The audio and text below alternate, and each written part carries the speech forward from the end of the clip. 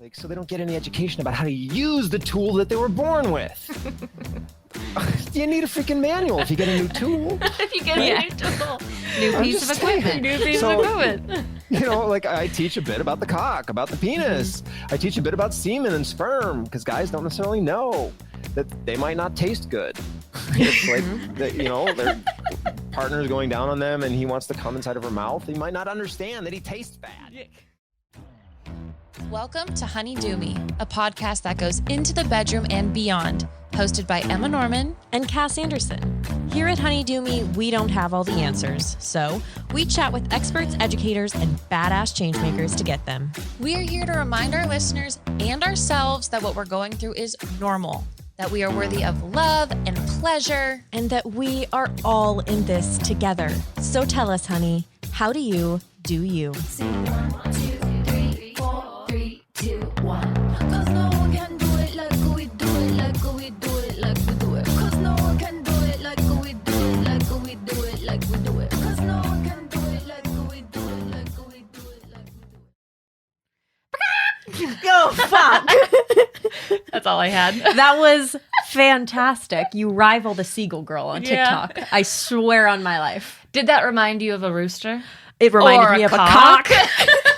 Why ever did it remind you of a cock? Because today we're talking about conscious cocks. How sex ed has failed men. Yes, we are talking with the incredible sex educator, Kristopher Lovestone. And really what you're going to get out of this episode, if you're a man, is learning how to ravish a woman. Mm-hmm. We go into so much. We cover penis size, how to last longer in bed, staying hard after you come. Who knew that was a possibility?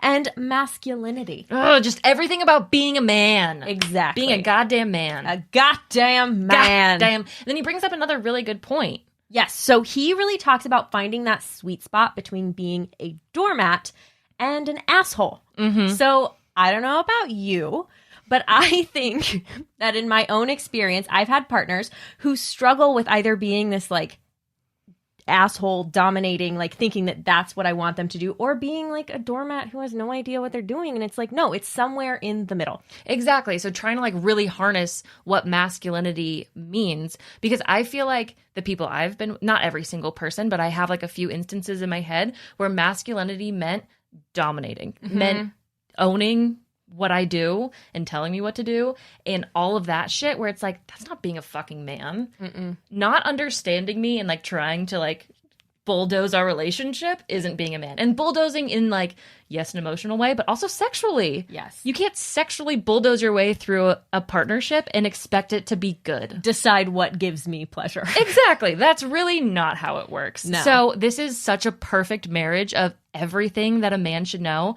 if he's going to be in a relationship with a woman, and how to make it just like fucking pure perfect. I'm so excited for you. We'll see you on the other side. See you on the other side. I'm Kristopher Lovestone. I'm a sex educator and a couples counselor, originally from St. Louis, Missouri, although now I live in Costa Rica. I'm an expat. I left the United States. So I'm doing all my teaching and curricula from here. And I specifically target my curriculum on sex education for men, heterosexual men. And their partners, and when they're in heterosexual relationships. But I find that heterosexual men, of anybody I think about on the gender spectrum or sexual orientation, like these guys need the most help. These guys are between a rock and a hard place, and they're just sitting in paralysis, and they don't know what to do. So I'm author of a book called Conscious Cock, and it's the Empowered Sexuality Manual for Men. And what I do is I teach upgrading our mindset and beliefs that were handed to us by media and our parents and stuff like that that are limiting us. And then I teach understanding women, because guys just don't get them. They're confused by them. And then I go into modern sex education, you know, because there's so much research that's come out in the last 20 years about female anatomy and then physiology, sexual anatomy and physiology. For example, the internal mapping of the clitoris, the A spot, things like this that most guys don't know about. The shape of the G-spot, for example, that it's a long tube, like 2 inches long. Like guys don't know that. And then after that, I do two more things. I teach intimacy tools, communication tools for stoking the fire of your relationship. And then the last thing I teach is pleasure education, how to please your partner, just generalizations of strategies that actually create more intimacy by touching in a way that your partner is like, oh my God, yeah, I want more of that. I want more of that. And how to last longer in bed. So, I've got this like roadmap that I've built that I published in my book to help guys who are feeling like trapped between a rock and a hard place. Maybe they don't know what to do, how to like exit relationship exhaustion, or feeling like the fire of their relationship is dwindling, and move in a positive direction where they're getting more of their desires met and they're teasing out their partner's truth and encouraging and empowering their voice and choice to co-create something really yummy for both of them so that they kind of course correct their relationship to get it going in a new heading towards like both of their erotic dreams, you could say, something like that, or at least like a first step in that way. Right. So this is what I do. It's just so magnificent. Like everything in this book is the perfect, exactly what you're saying, roadmap for teaching someone how to be the best like version and partner and sexual partner for themselves and for someone else. And I think this is a godsend, the book that you wrote. Oh my God. Thank you for that. I love that. If you did not just sell every single listener to either get it for themselves or their partner, like, I don't know what will. We could literally stop right now. Like, I am now go so read sold. it. Yeah. But there's so many fun things. There's so many fun exercises. Just to say it for a second, I don't like teachers who make people go do homework or make them practice something 20 minutes a day for like 10 years or something like that in order to master it, like some guru or something like that. I like practical tips that make an instant change, bam, easy to remember and communicate it to your friend. It's not some like dubious concept that's kind of hard to pin down. Like, I like tangible. Come on, I got stuff to do. I'm a dad. Like, I live in 2021. Like, there's a lot of things in this world. So this is kind of like a practical how-to manual for guys. I mean, because I never had that growing up. Like, nobody gave me a manual for masculinity or how to use my sexual powers. I just was left to figure it out on my own, like, good luck trying to like find the treasure if you don't have a map. Right, exactly. Straightforward is such a good way to go too, because there are so many approaches to when you're trying to work on yourself and your sexuality. It's like, sometimes it can be like, you have to practice this and you have to really do this. And it's like, but what about the straightforward things that I can do right now? Because that'll really get people into action and like maybe motivate them to want to do those long-term practices, or maybe like the ones that take longer. But if you can have actionable steps, which is everything that we want in sexuality, and especially for men, they need something quick and short attention span. Well, we like instruction manuals, just show me how to freaking put the thing together already. Just give me the information, because I got other stuff to do, So, but I'd never seen anyone to date. I still haven't seen anyone else put together modern sex education, pleasure-based sex education, combined with understanding women, including the menstrual cycle and stuff like how to like access her sexuality, with like some belief hacks, and put it all in one place with some communication tools. Like, you want to have a egalitarian, empowered, juicy relationship of equals? Like, where's the manual for that? How do I start? I don't see any role models for that around me, Oh my God. I'm so excited to get more into this. This is everything that I think everyone needs to know, especially men. So, fuck yeah. Especially men in my previous partnerships. Anyway. So is this book just for men to buy, or do you also encourage like women or other partners to also buy it and kind of learn? Or do you really encourage like your men audience?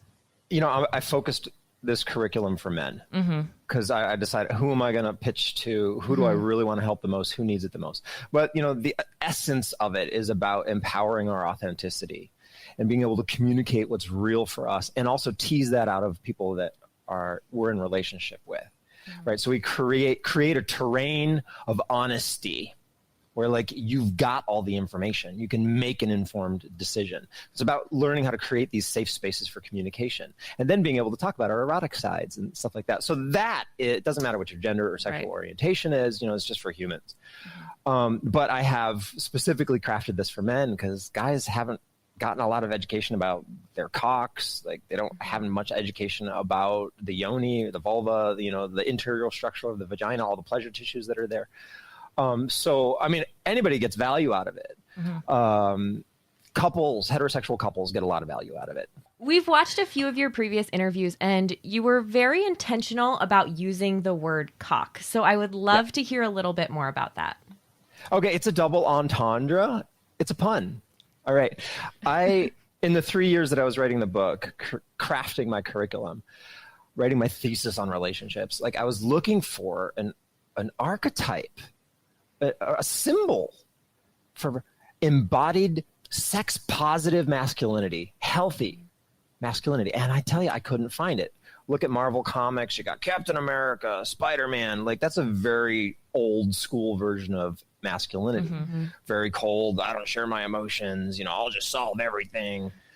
That's not what I'm espousing here. You know, I'm espousing this place between the sweet spot between being a doormat and being a jerk, right? Either of those extremes is unhealthy and doesn't create this terrain of possibility for going for your erotic and sexual dreams in your relationship. So I looked high and low to find this symbol, this archetype for healthy, sex positive, embodied masculinity. And I couldn't find it. So I had to create it. So I was looking at some Asian, Eastern gods, symbols of gods. And then I came across the rooster. Okay. And I don't know if you know roosters, chickens. Okay. Like let go of your preconceptions and judgments about chickens being, these little things that run around the yard. No. And think about the power of a rooster. He's got beautiful plumage. Oh my God. They're so striking. They're just stunning to look at. There's this beauty to them that's captivating. Then there's the way that they look after the flock. They're very protective. They're totally courageous. Strong power. Their cry, their crow, you can hear that a mile away. Talk about a powerful voice, the metaphor of having a clear voice, being able to speak your truth, right? And then if the fighting, they've got these thorns, they're powerful fighters. So there's these aspects of masculinity, of like protection, the warrior, clearly communicating, and being beautiful. Cockiness comes from roosters. Roosters are cocks. You talk about he's cocky, he's strutting around like a rooster. So these metaphors, I'm like, yeah, that works. But let's make that conscious, not just asleep, not just playing out the patterns that we were programmed with by our father's generation, our grandfather's generation, popular culture, stuff like that. No, let's wake up, recognize our programming, do some upgrades to that, and then make conscious decisions. I'm not talking about meditating every day.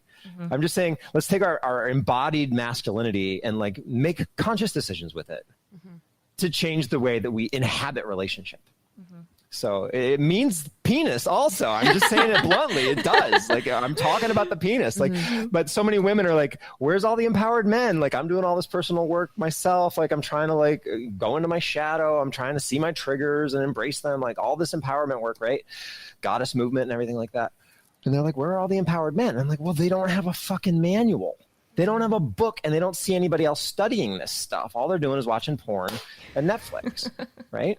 So women, like they want an embodied, confident man who isn't a jerk and isn't a doormat, right? That's what I'm talking about. Conscious cock, empowered, embodied, conscious masculinity. That makes me want to get into masculinity a little bit more and just kind of talk about like, what does masculinity mean to you? What is empowered masculinity? Because I think we've the last few days we've been talking about this idea of like being a man and what that means and who makes somebody a man, and do we make them feel like a man or do they make themselves feel like a man? So I'd love to get into all of that. Well, I spent years working at Family Planning, which is one of the most feminist organizations in the world. You want to empower women, give them birth control and education, access to birth control and education. That changes the fucking world. I'm a big believer in that. Yes, don't keep women barefoot and pregnant. Fuck no. Let's change the world here. Give them access to education and birth control. So, that feminist movement, I would say, has a general stereotype about men being the patriarchy, men being the ones who are in power and have been in power for thousands of years. That's not what I'm talking about by male empowerment. Okay, I agree. Yes, men have been in power for thousands of years. But I'm also saying that I've seen the last, let's say 60 years, 70 years, maybe 80 years, that feminism has really emasculated men and taken away their power and said, yeah, that's bad. Like I've got so many male friends who have been like programmed by their mothers and sisters that masculinity is the source of all the problems on the planet, that like their dick is in a box. They can't bring out their sexual power. And then they end up being with their woman partner, and she's like, where's your energy? I can't feel you. Where are you? Like, I want you to ravish me sometime. Like, I want to feel something here. And he's like, well, he's wishy-washy, stuff like that. So when I'm talking about male empowerment, I'm not talking about us ruling the world. I want an egalitarian world, no matter what your gender is. I teach tools to help people create egalitarian relationships. But what I am talking about for male empowerment, masculinity, is embodying our masculinity, not just like being a robot fucking. No, being fully embodied, breathing, moving, making sound, like feeling with our whole body, having our heart involved, right? Our mind, like this full sexual organ of our entire human being. I want guys to be able to access that and bring that to their partner, bring that to the crucible, the temple of their bedroom. So I think masculinity has been in a box over the last 60 to 80 years. And I'm trying to say, guys, that box isn't helping. Like we now need to move out of that box into egalitarian co-creation, or you could say engagement. Mm-hmm. Improvising in a dynamic, engaged way where nobody's the oppressor and no one's being oppressed. We're both giving and taking and opening and receiving, etc. I don't think I've ever talked about masculinity with someone. And so it's interesting to hear a good definition of it, and also an idea of where we want it to get. Because all of what you were saying makes complete sense of where we would love to see masculinity become. And I understand what you're saying, where it's like you feel like maybe it's been put in a box where it's like, where are you in my relationship? Like I still want to feel you here, but in a good, conscious, empowered, equal way. And so having both of those coexist in your relationship is such an important tool to know how to like figure out. Absolutely. Yeah. Everything you said, I was like, oh, you know my relationship really well. Because I think that's something that my partner has really struggled with, this idea of like, he was raised entirely with women. Like that was his entire upbringing. And so he was taught like respect women no matter what. And obviously, yes. And I think that's like blocked him from also that's awesome. I just want to say, yes, that's wonderful to learn respect as a child rather than to learn oppression as a child. Absolutely. Yes, but it's a starting point. And then where do you go from there? Yes. So it's like now we've been working through a lot of stuff where it's like he doesn't feel like he can be, I want to phrase this in the right way, like he can't be fully empowered sexually because doing that would be disrespectful to me. And like I'm more what he has to like take care of and protect in that way, as opposed to like really be like in his full power with. I don't really know if I said that right, but no, it makes sense. Yeah, that's how it feels. Mm-hmm. I can just imagine and empathize with him that it's scary to want this thing but feel that thing is bad. Mm-hmm.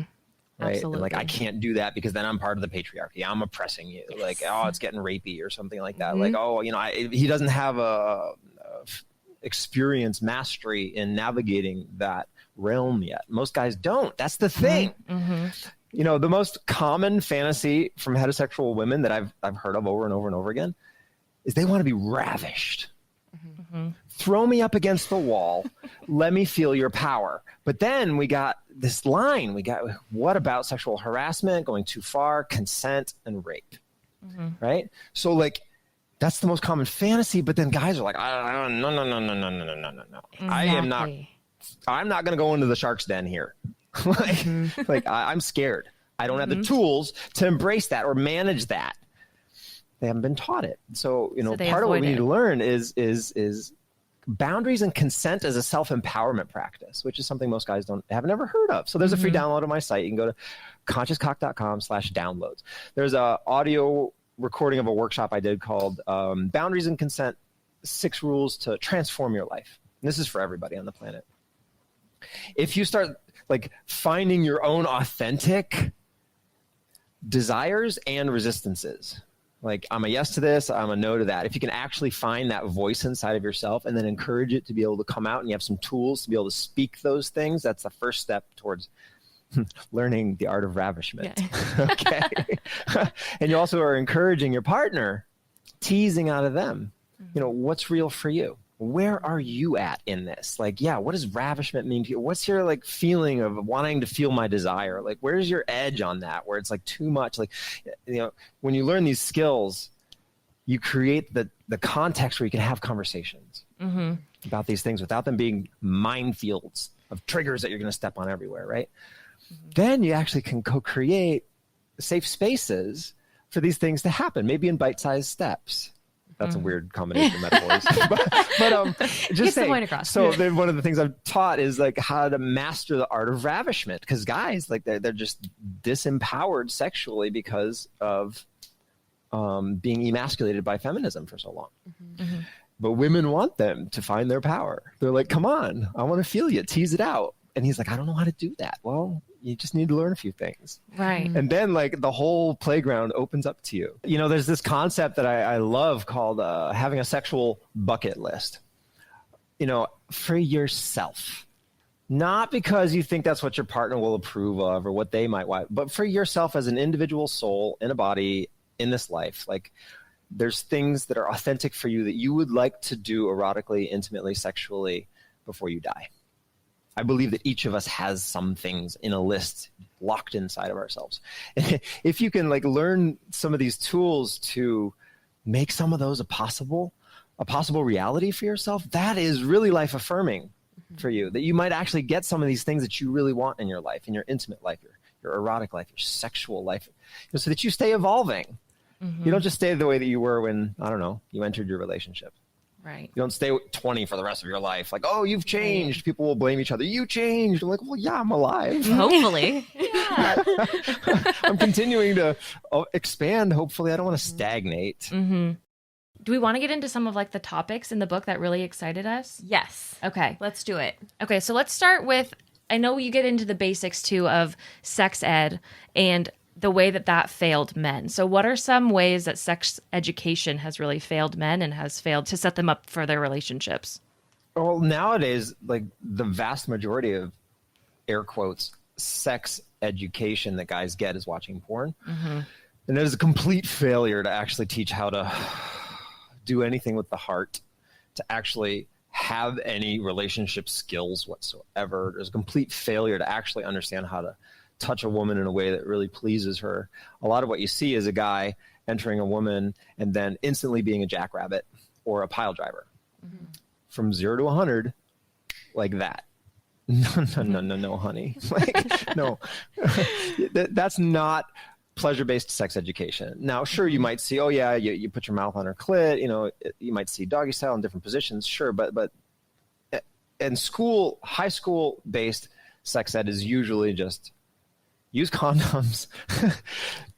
Here's some information about various STDs, STIs, as we call them nowadays. And please don't get pregnant. And usually that's a little bit about menstruation. Thank God. Yeah. But people might not even leave knowing the difference between menstruation and masturbation. Like those two words, they might not know because they're so, they can't ask a question in class because like then all the attention will be on them, like stuff like that. Right, so right. It's not empowering for people to really feel like they're gaining good knowledge. And also guys don't learn very much about their own plumbing. They don't learn anything about their prostate, which is a very important sexual organ for a man. And if you don't know about it and how to keep it in good health, as you grow older, it can harden, it can get cancer, like it can cause so much pain. Like, it's like, can you imagine being a woman not knowing about your cervix? Like, I don't know, something like that. There's some metaphor absolutely. There. Guys don't get any education about that. They don't get any education about their arousal response. They don't get any education about how to move sexual energy and feel pleasure through a whole greater area rather than just the crown around the head. And if you just stimulate that, you're going to come within a minute, right? Like, so they don't get any education about how to use the tool that they were born with. You need a freaking manual if you get a new tool. If you get a new tool, new piece of equipment. Like I teach a bit about the cock, about the penis. I teach a bit about semen and sperm because guys don't necessarily know that they might not taste good. It's like, their partner's going down on them and he wants to come inside of her mouth. He might not understand that he tastes bad because of his diet. He might not understand that his diet affects his taste, his pH, acidity, base balance. Is it too tangy? Is it just like, he might not understand that because no one's ever told him straight. Right. So, I'm just trying to give guys like what I wish I would have had when I was, 13 to 30 or something like that, like early in my sexual evolution. I first saw your sex education in the index and I was like, oh, what else would you really need to like talk about like with sex education? Like, oh, I'm curious why this is like a big subject in your book. And that makes so much sense when you break it down. It's like, that is the basis of everything, everything that you take with you as a sexual person. And so that makes so much sense. Especially about the semen part. Like, I feel like that's, I think that's so great. And I had no idea that your prostate could harden. Holy shit. Yeah. How do you prevent that? Like, how do you take care of your prostate? Okay, I have a specific thing that I advocate. Now, if you go to a urologist who's trained in traditional allopathic medicine, he might say something different. If you go to a Chinese medical doctor, he might say something different. So it depends on your school of training. But I have training in medicine and anatomy and physiology, but I'm not a medical doctor.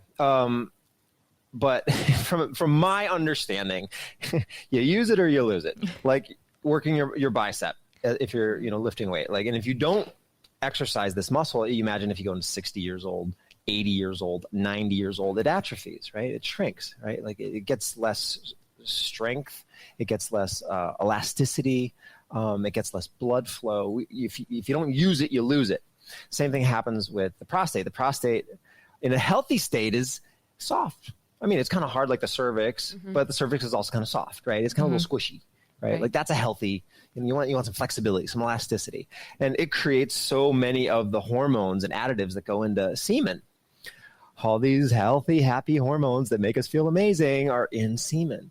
And a lot of them come from the prostate. And if you don't ejaculate regularly, if it's not used regularly, it starts to atrophy. And over time, let's say 40s, into your 50s, into your 60s. If you don't use it, let's say you're in a sexless marriage or you're single, or you're in a church where sex is the source of all sin, then like it hardens and it shrinks and it gets very painful as it gets hard. So I advocate like regular sexual activity, even, if you're in 50, 60, 70, 80, like, try to ejaculate. It also can be depleting for a man. The type about guys falling asleep after they come, right, comes from the fact that like we get this surge of progesterone, or not progesterone. What was it? You sold me. I don't know. I'm forgetting the name of it off the top. Cortisol. And that makes us tired. But like we can feel depleted for a few days if we're like in our 40s, 50s, 60s, like ejaculating can deplete you. But still, like, you gotta keep your sexual function. Otherwise, you lose your sexual function. And then, like, you can't get it up when you're 60, 70. And then that can really impact your relationship if you can't have penetrative intercourse. So there's a lot for guys to learn about their sexual function that they're not being taught. And they're never going to see it in porn. Right. And if they don't know it, like, they might end up in a nursing home one day because they didn't keep their pelvic floor healthy. And they've lost their ability to hold their bladder. And, like, they're... It can just spiral from there. Yeah. Do you think like direct prostate stimulation is important for the health of the prostate, or is that just like an added? We just finished an episode talking about the male prostate, so we're very interested now. I go to the proctologist every year, and he assesses the density and elasticity of my prostate just by reaching in and touching it for a moment, and I always ask him, how is it? Is it enlarged? Because it can grow over time. And, it can be helpful. It absolutely can be. If you can overcome the hurdles to having someone stick a finger up your ass and touch you in this very sensitive place. Like you as women know how sensitive it can be to have someone actually intentionally touch your cervix or unintentionally touch your cervix in a way that doesn't feel good. Like I imagine that it's a similar corollary for a man. So it can be helpful. And there is a thing called prostate milking. If the prostate is enlarged and hardened, that you can help to make it more supple. Just like if you got a knot in your trapezius muscle and you're like, oh God, I got this knot. Somebody massages it. It increases blood flow, circulation. It removes this ischemic area, which is just an area where there's a lack of blood flow. And it helps to get it vibrant and elastic again. Like, it's kind of like waking somebody up by massaging them or something like that. So it can help. Absolutely. Definitely. And if you do it too hard, too fast, too long, it also can hurt the guy. And he's like, oh, ow. Like, let's say you're in doggy style and some guy's just pounding you and bam, he's ramming your cervix and you're just like, ow, ow. I imagine it feels like that. Yeah. I don't have a cervix, but like, I understand, like, how much, I just imagine it's a similar sensory structure. So before we were speaking and you kind of brought up like making sure that you're ejaculating. And then you brought up instances like, maybe in church it was talked about poorly, with masturbation, or you feel kind of like ashamed about it. So do you touch on shame in your book and kind of how that has played into the male like sexuality and masculinity? I don't directly address it, no, but I teach tools to exit it. Okay. I approach a lot of things, what do we call it? Tangentially. Like I come at things often indirectly because sometimes I find as an educator that like coming at something head on can trigger someone to retract, pull away, shut down, close their ears, etc. So I like to enter gently. As you would to the prostate, enter this gently. As with any careful, loving touch, to begin with, enter gently and sensitively. But no, I don't directly address shame very much. I'm not talking about shame deprogramming, but I am giving people tools and ways that they can look at things that help them, whether they're inundated with acculturated shame from the community that they grew up in.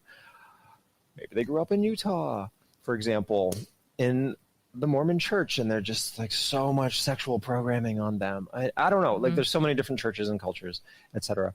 Or maybe they just had a really judgmental parent, or maybe abuse, trauma, people have experienced harassment, rape, all forms of violation.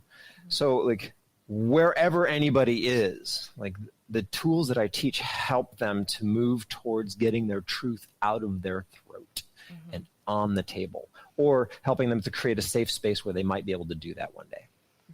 I think that's a really important skill that you sound like you've mastered, of approaching it tangentially, because I do think that there is so much value in being like, didn't you see how I like didn't really say it, but you get it. Like you got what I was trying to address. And now you can kind of apply that to a lot of things in your life. You're like, oh, I kind of felt shame, but he didn't actually say it.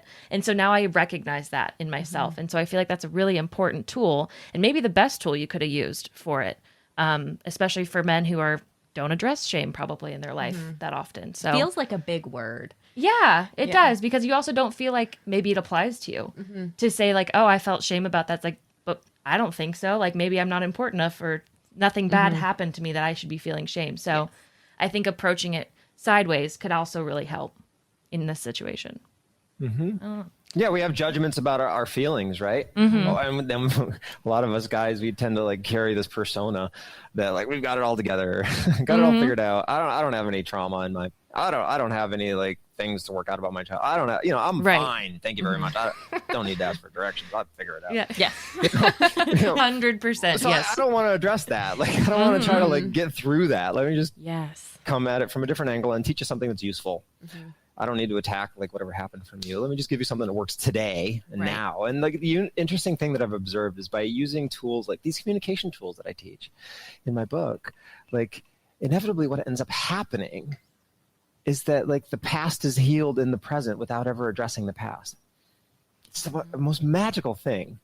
Like past patterns, trauma can be healed by doing things differently in the present, rather than like trying to mine and figure out the solution to the thing in the past.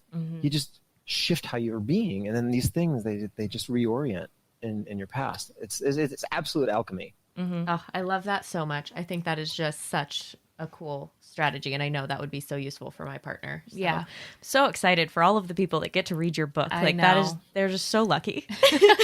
Oh my God, thank you. I do want to address like a few specific aspects of shame that we were kind of talking about, and maybe you go over them in your book, maybe you don't. But particularly like size and lasting long enough. I feel like those can be like penis size and being able to last long enough in bed. I feel like those can kind of become shameful or like put a damper on the relationship if somebody is insecure. Maybe insecurities is a better word than Yeah. shame. But I would love to get into that a little bit and how you address those or maybe talk people to through them. those types of issues. Well, it's the most common thing I hear from men is that they want to learn how to last longer in bed. And at first glance, you might say, well, that's superficial. Nah, but anxiety is real. And like when I'm making love, I very often have experienced anxiety about my performance. A lot of guys feel anxiety about like, are they pleasing her enough?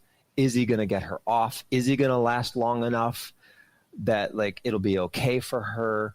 Is he going to come too soon? Is he giving her enough pleasure? Like there's a lot of anxiety, and all that does is stick us in our heads.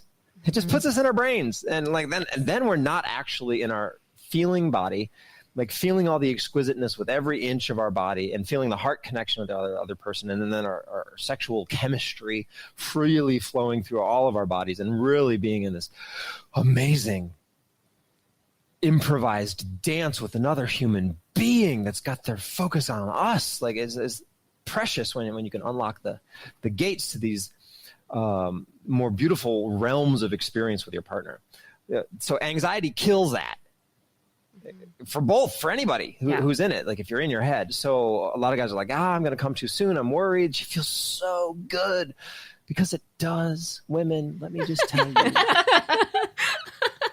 it feels so good to be inside of you that it is like can overwhelm our whole body.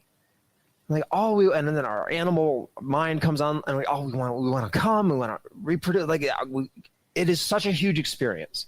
Like you don't know how good you feel.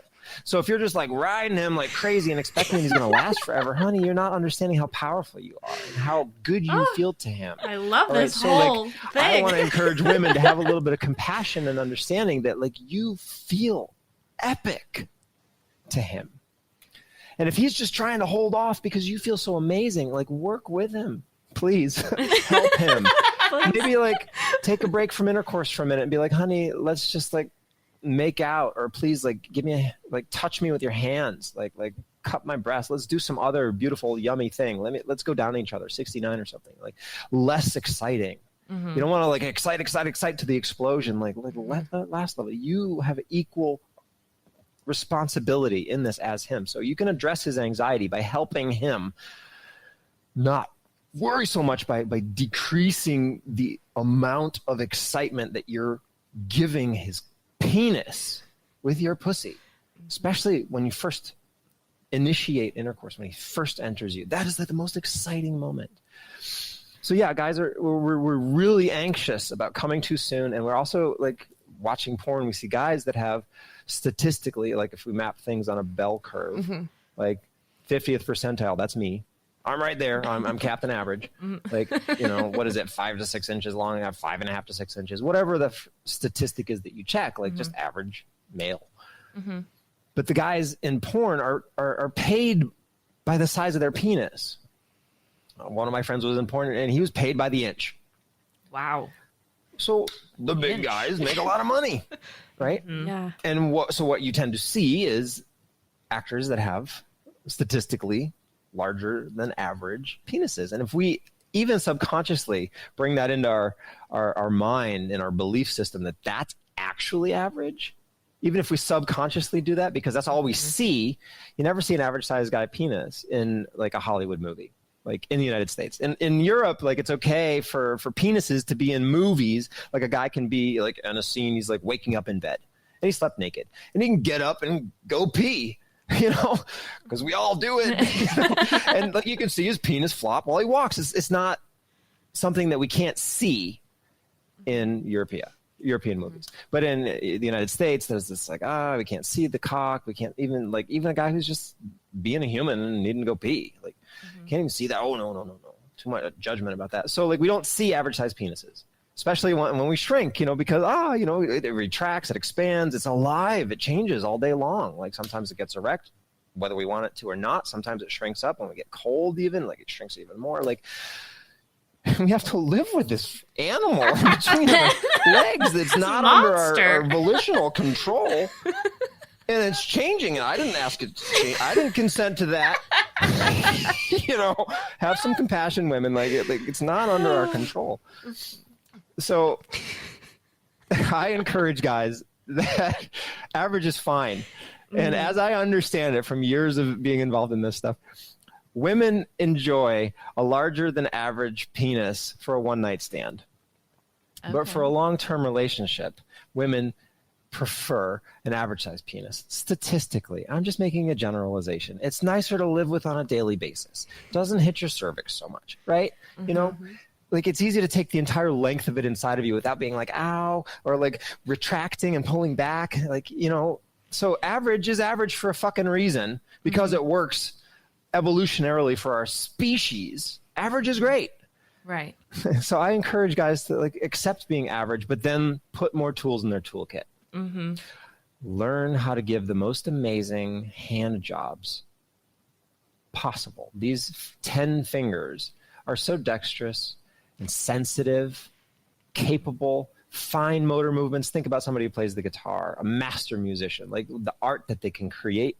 You can do the same kind of art on your partner's genitals with these two instruments, and they don't come. Like they can go for an hour, right? They don't deplete you either. So I teach guys, like, use some other tools, put some other tools in your toolkit, really learn how to worship her like a goddess, like a being that you treasure. Learn how to do that with your hands. Learn how to do that with your mouth, if you're open to that. Then that removes the focus from penis and vagina, PIV intercourse. It removes the focus from that entirely. It removes so much stress. And then if you come, it's okay, relax. You can continue to give her pleasure. You got 10 freaking fingers here that are exquisite when you learn how to do it right. So you had Tristan Taormino on your show.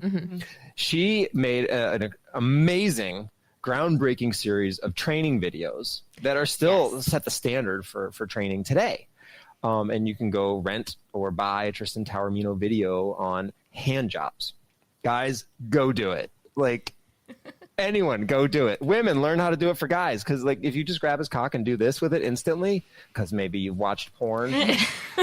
Yes. Like, you're not being sensitive. Yes. You're not beginning the touch in a teasing way that draws out and builds pleasure. You're just going instantly into overload. I'm like, no, slow down, sister. Like, let's learn how to build pleasure in our lives. I just have so many questions. I want to take a step back for a second and go back to lasting in bed, because we talked about how, like, we as women and partners could help.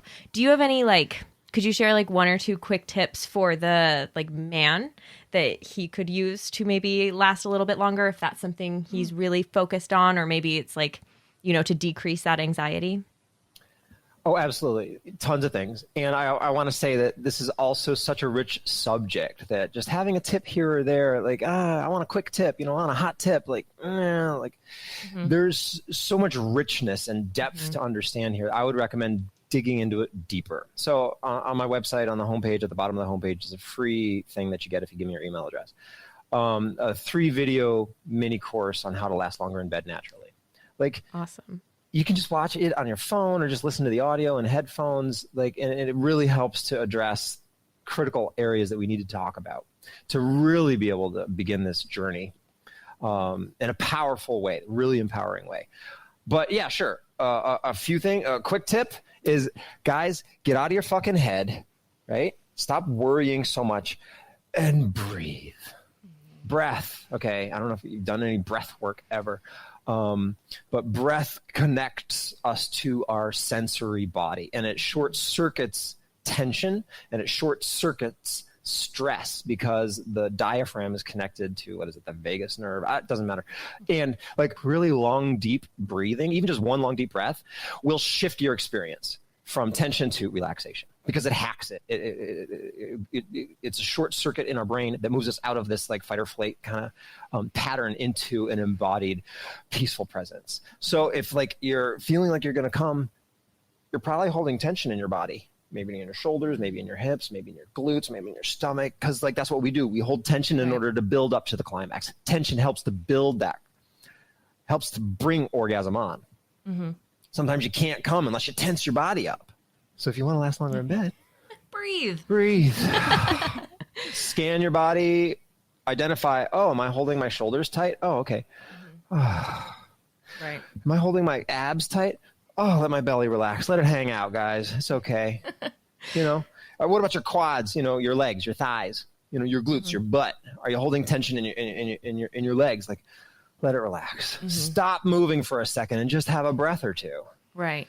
And be like, wow, that was great. How could we make this feel even better now? Could we shift my weight, our position a little bit? Is there a way that you'd like me to change the angle? Ask yourself that question. Give yourself a pause, breathe, and ask the question, how could we make this more pleasurable in this moment? What could we do to make this feel even better? Earlier when you were talking about doing other stuff in bed too, like switching to hand jobs or 69 and stuff like that, because I feel like with the partners I've been with, you know, and they are nervous about like coming too quickly. It's like because they don't think that once we're having sex, there's anything else that you could be doing. It's like there's no going back. And then that's also where you start feeling the disconnect during sex because like there's so much anxiety in their head because they're worried about coming too fast. They're still just going at it. And it's not taking a breath, taking a step back and being like, actually, let's just switch it up. Let's slow down. And then that'll last longer. That'll still feel good. It'll get you out of your head and we'll all be having fun still. So I feel like that's even a great thing to start talking about with men is that you can actually also come back a step after you've entered me. We can do something else as well too, which I think is a good thing. I'm going to be playful with you guys and share a personal experience. I was making love the other day with my wife and it felt so amazing. And we've been making love for so long. And I felt like, okay, I want to have an orgasm. I want to come, you know, I'm ready. So I did. And it was beautiful. But then like, we didn't really want to stop, you know, this is what we're talking about, right? It was so yummy. It's like, well, it took so much time to get here to paradise. Like, let's stay here for a while, you know? Like, so I was just breathing and then doing some Kegels to like keep my cock hard after coming because, you know, we tend to wilt after ejaculating. But with practicing pelvic floor exercises, guys can learn how to keep their penis hard after ejaculating, and I've been doing that for a while. I teach that. It's like, what, chapter 1 of my book? Oh my God. Yeah, chapter 1, pelvic floor exercises. Shit. You know, so then we're like, we keep going, and she's on top, and she's riding me, and we're just cowgirl, and it's just so luscious, and you know, because she's full of my cum, and I think that's the like most beautiful lubricant. And she has an orgasm. And I'm like, that was great. Can we do that again? We're like, we start fast, and then we slow it down, and then she starts like pushing harder, and then pow, and boom, she has another one.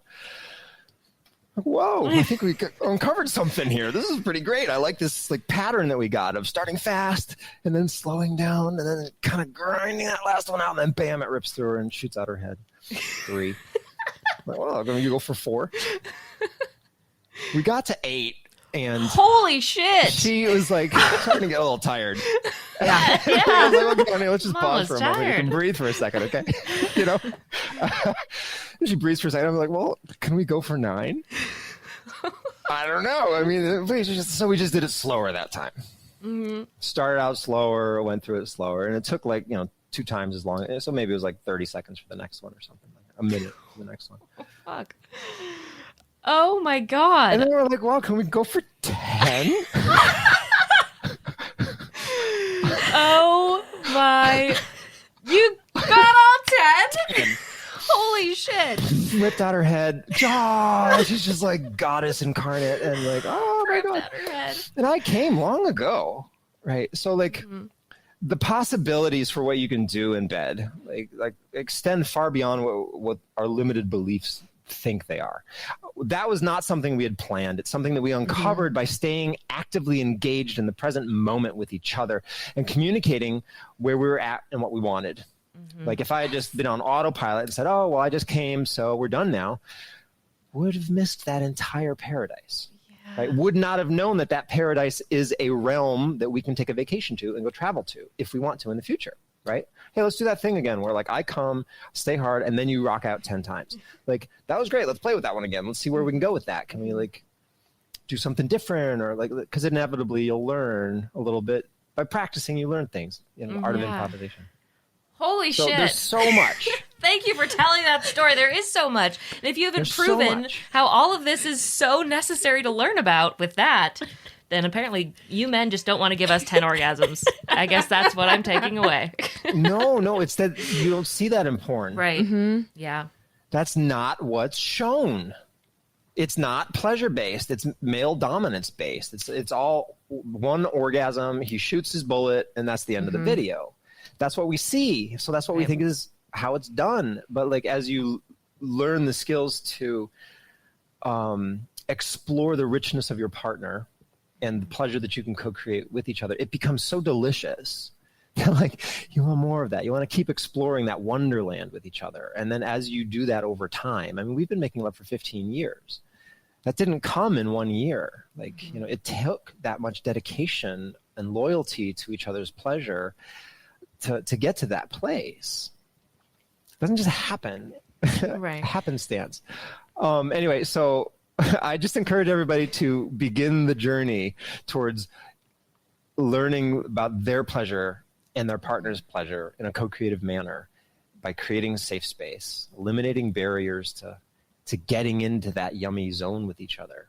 Like pay the bills, clean the house, like do the dishes, like eliminate these barriers, like learn about her period, like learn how her cycle is so that like you're not coming onto her when she's feeling like closed, you know, but like you can show up for her as an ally and show her that you really get her reality. And then when she opens to you authentically, it creates the most yummy terrain for exploration you can imagine. Oh, yeah. That's Yes. so powerful. And it makes me think about like goal-oriented sex. Because we've had a lot of like the sweetest guys reach out to us saying, I really want to make this happen for my partner. Like, how do I make this happen for her, this particular thing? And it's like, well, maybe don't think about that and just think about what feels good. So I love that whole story. I feel like it's the perfect example of like, if you had gone in being like, you're going to have 10 orgasms, that's God. fucking scary. Oh, God. Yeah. No, That's scary. Right? No. You're going to do this. I'm Yeah. going to make you. No, Right? no, no, no, Because no. that's what you hear too is like, I'm going to make you come. I'm going to make you come. orgasm. It's like, stop. I want to talk first. Yeah. Do you even like. It's a disconnect. Exactly. Exactly. It's a demonstration of a lack of attunement to your partner. So by learning these skills of attuning into your partner's reality, then like that creates the system here where you can have a chance of getting to that desire. Maybe it's a certain thing. I want to make her ejaculate, right. right? Maybe it's Yes. that. Like that's a common thing these days. Yes. You know, I want to make her ejaculate. Well, you can't just force her. Like she has to Pop it up. feel infused with sexual energy before that'll ever happen. Like she has to feel fully turned on, and you can't fake that. Right. Yeah. You can tease it out. You can dance with it until she's a flame. Yeah. Yeah. Getting a little turned on here? I'm just really appreciating everything that's being said. And I feel like you also talk a lot about like communication skills. Basically, that's the essence of where this is all coming from is communication skills. So where are men lacking in their communication right now? I think all humans, like generally speaking, everybody is lacking in modern communication technologies. And I'm going to call them technologies because the communication tools that my grandfather had with my grandmother were very limited by modern standards. They didn't have a lot of words that we have today, like dysfunction. That word didn't exist for them. They couldn't use it. They didn't have a word to name that concept. So like our language evolves and then our ability to conceive of ideas evolves with our language. If we have a word for something, we can imagine it. If we don't have that word, it's hard to nail it down. So there's communication tools and technologies that we have today that totally change the landscape for everybody by helping us to communicate what we want, what's real for us, what we don't want, what we're a hard no to, rather than just doing what's expected of us, or maybe doing what we think the other person wants us to do, or doing what we think the other person is going to be a yes to, like kind of predicting them instead of just asking them straight out. As we shift to having a relationship where the norm communication is sharing what's real for us, giving everybody all the information, then like, oh, wow, we can actually create what we really want rather than what we think the other person wants or what we think the other person will say yes to. So learning how to bring up hard conversations, learning how to bring out things that you're ashamed of, things that you're afraid to bring out because maybe they're going to get mad at you or ghost you or, you know, be bitter or whatever it might be. So yeah, a little bit of time spent investing in learning some communication tools that are modern, just from the last 20 years, let's say, has a lifelong of returns and rewards for you. Absolutely. I mean, everything that we've already touched on has come down to talking about it and how talking about it and opening up can really make it better. So it has impacted everything that we've discussed. So that makes so much sense. Did have one question about communication skills in particular, because I think something that has come up in my current relationship, in past relationships, is like, if I bring up something specifically in the realm of sexuality, I don't want to call it a critique because that's definitely not how I mean it, but like I'm not getting what I need here. I think sometimes that can be interpreted as like a you suck at this. And so do you have, like, obviously this is another situation where I'm asking for a quick tip when really it's a much more complex situation. It's a common thing. But it's like a common dynamic. Yeah, how do you give feedback in a way that doesn't emasculate somebody? Okay, first of all, some understanding of a thing that exists that is real in our world is that there's this term, the fragile male ego. So women in relationship with a man, this is real. The male ego is, generally speaking, in our culture, very fragile. Like, what I mean by that is, generally speaking, there's a pattern for most people in heterosexual relationships, by what I've observed in my life, where if the guy doesn't feel like if the guy doesn't feel like you think that he's the best guy in the universe, he collapses. Like, if I'm not the best lover, I collapse. I'm not the best provider, I collapse. I'm not the best whatever. Pick your thing. Nail hammerer, I collapse. like there's in that an inability to receive feedback, have an open discussion about how you experience him, because you're like got to tiptoe about making him feel judged, right? Otherwise he collapses. And then what does he do? He withdraws. And that's also a form of punishment. I'll withdraw from you. I'm going to make you pay. I'm going to make you pay. Yeah, you're paying now. Doesn't that hurt? You made me feel judged, right? So I just want women to understand that this is real for a lot of people, right? So if you have understanding of it, that empowers you to navigate it better. So a better way to navigate it is to help give him some frame of reference, have more of a prefacing conversation to kind of set the stage to enlist him as an ally in co-creating something with you. Like, if you can trigger partnership reflex in him, if you can trigger a desire in him to do something with you that's fun, that's for the two of you, right? Then you get this creative energy. And men have a lot of creative energy. There's a lot of carpenters that make houses. There's a lot of craftsmen. Like, a lot of men are creators. They're makers, right? They like to do a thing, make a thing, right? So if you can trigger that reflex in him, that helps to bypass this other thing. So I know it's doing a dance. I know it's tiptoeing. I get it. But men, we tiptoe with women also. Everybody tiptoes with everybody until you learn how to shift into this terrain of just open communication, which is a practice. You have to practice that. It takes practicing. You don't get it right out of the gate.